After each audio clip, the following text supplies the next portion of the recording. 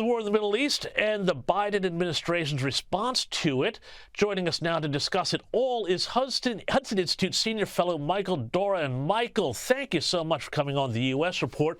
Now, there's an awful lot of strange goings on between Israel and the U.S. lately, and I've seen reports that the defense minister of Israel has lined up with the Biden administration on Rafah and Gaza, and there's even talk going around that the Biden administration is really hoping for a change of government in Israel. Michael, break down what's going on here. So, James, great to be here. Thanks for having me. I think the simplest thing to say is that the Biden administration wants to shut down the war. It's afraid that if the war continues, if Israel defeats Hamas, it may then turn its guns northward against Hezbollah. That will be a disaster from the Biden administration's point of view because it will destroy their Iran policy, Hezbollah being the favorite proxy of Iran. And they just want to shut the whole war down because all the other things that are going on with the Houthis and Hezbollah and the militias in Iraq, it'll all get quiet for the election. And the easiest way to shut it down is just to put pressure on the Israelis. That's I think the essential point here. But then there's all the other things as well. They don't like the government of Benjamin Netanyahu. They want to bring that government down, and they want to substitute Netanyahu with maybe Gantz or someone else. So they've also put together this. They're putting pressure on the Israeli government to come up with a day after program on Gaza, where the Palestinian Authority will supposedly take over Gaza. Never going to happen.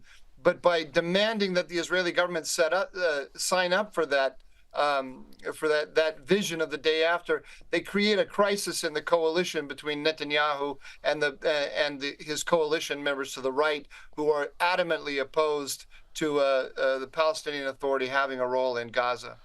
So if I get this right here, essentially the U.S., the White House, the Biden administration is kind of interfering in Israeli domestic politics to help itself out with its own domestic politics in the U.S. But at the end of the day, this leaves Hamas in power. And it looks to me like essentially, when you break it down, Joe Biden is defending Hamas or stopping them from being defeated. Well, I think that's right. I don't think the goal is to have Hamas win. The goal is to stop the war. It's very obvious that that's what they want to do. Twice over the last month, they put enormous pressure on the Israelis to make concessions to Hamas to get a ceasefire, which they hope they could extend all the way to November. But what they failed to recognize is that when they openly put pressure on Israel, including by withholding weapons for Israel publicly, it just gives Hamas the sense that it can hold out longer and demand more, and that it doesn't have to make any concessions to Israel. So they don't actually get the result they wanted. They put all the pressure on Israel, and then Hamas didn't come toward them, and so the war continues. Yeah, and I mean, it just seems like they're very muddled here, though, because on that question of weapons, it does look like they are now going to push forward with $1 billion package of weapons aid for Israel, despite saying that they weren't going to give them.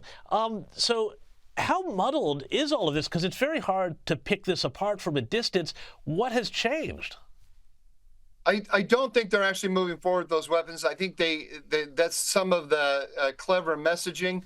They had to make some notifications to Congress, which gave the impression that it was moving forward. But they've been withholding weapons back since December. It just hasn't been well reported. So I think we should just look at this. The easiest way is just think about it in terms of domestic politics.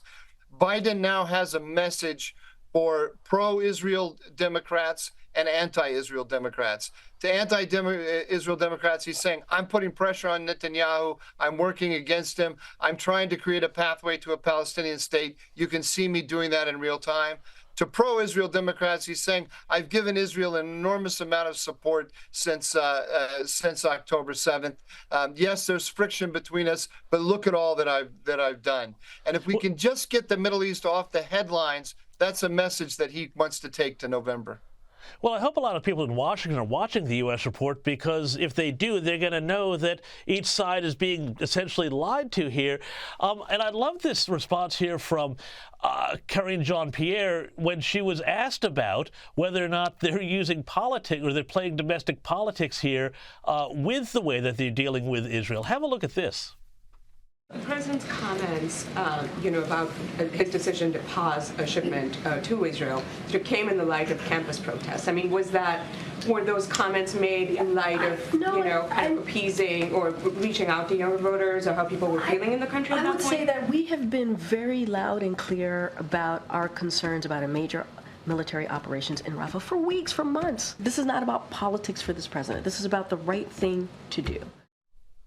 So it's not about politics. I mean, surely we can't believe this, can we? No, of course we can't believe it. I don't want to say it's all about politics, but this is an election year, and the left wing of the Democratic Party, the progressive base, doesn't like Israel. But there's another issue here too as well, James, and that's the vision of regional order that the administration has. We've talked about this before. They believe in reaching an agreement with Iran.